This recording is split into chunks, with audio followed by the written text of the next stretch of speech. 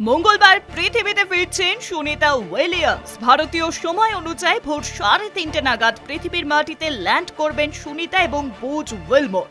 যদিও আমেরিকার সব ঘড়িতে তখন বাজবে বিকেল 5:57। এটাই সেই মাহেন্দ্রক্ষণ যখন ফ্লোরিডার উপকূলে ল্যান্ড করবে স্পেস এক্স এর ড্রাগন মহাকাশযান।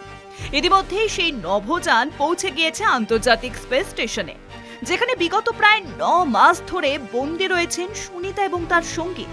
2024 সালের জুন মাসে মহাকাশের উদ্দেশ্যে রওনা হয়েছিলেন সুনিতা এবং বুজ।